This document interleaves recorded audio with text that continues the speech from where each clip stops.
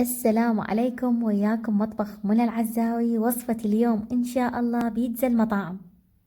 وصفة تستحق تجربوها، للأمانة كلش هشة وكلش خفيفة، بعجينة قطنية وبدون بيض وبدون حليب. إن شاء الله تجربوها وتعجبكم. طريقة ومقادير سهلة وبسيطة إن شاء الله. عندي هنا 4 كوب قياس طحين منخول وجاهز. ملح، راح أضيف عليه ملعقتين شاي من البيكنج باودر، نحركه ونخليه على جهة.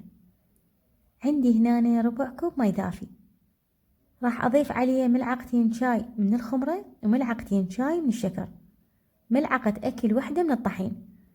نحركه ونخليه 5 دقايق. نخلي الطحين بالعجانة، نخلي عليه مزيج الخمرة والماي دافي شوية شوية، ونبدي نعجنه. هنا ضروري قوام العجين نخلي بيه شوية ليونة. آخر شي راح أضيف عليه ملعقتين أكل من الزيت. نغطيه ونخليه يختمر بشكل كامل. هسه إن شاء الله راح نبدأ بالصلصة. عندي هنا زيت وراح أضيف عليه بصل ناعم. من نشوف البصل يتغير لونه راح أضيف عليه المعجون. نحمص المعجون خفيف، وراح أضيف عليه رشة صغيرة من الكرفس الناشف ورشة من الفلفل الأسود.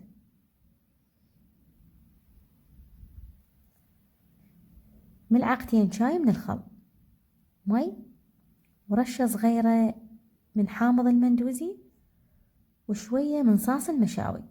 إذا تحبون الثوم تقدرون تضيفون. نخليه على نار وسط ونخليه يثخن. آخر شي أضيف عليه شوية ملح. هنا كمية العجين راح أقسمها على قسمين. نجيب صينية البيتزا وندهنها خفيف، نخلي نص كمية العجين ونبدي نفرشه بالإيد.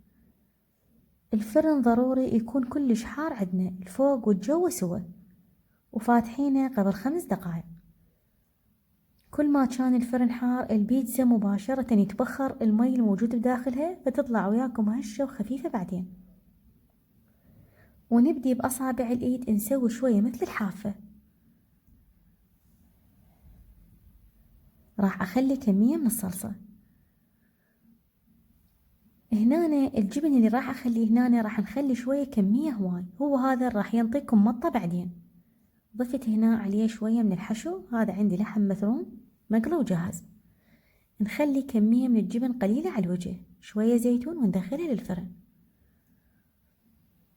هسه هاي راح أسويها بدون لحم، نخلي صلصة وجبن بس، شوية زيتون، ومباشرة بعد التشكيل ندخلها مباشرة للفرن. هذا الجبن الكمية اللي خليناها هواي أول شي هي راح تنطيكم مطاطية بعدين. نشوفها ما شاء الله ماخذة لون كلش حلو وكلش هشة وخفيفة، ونقدمها بألف صحة وعافية. أتمنى تدعمون القناة بلايك واشتراك وتفعلون الجرس على مود يوصلكم إشعار بكل فيديو ينزل جديد. من هاي الوصفة للوصفة الجاية إن شاء الله. أترككم في حفظ الله ومع ألف سلامة.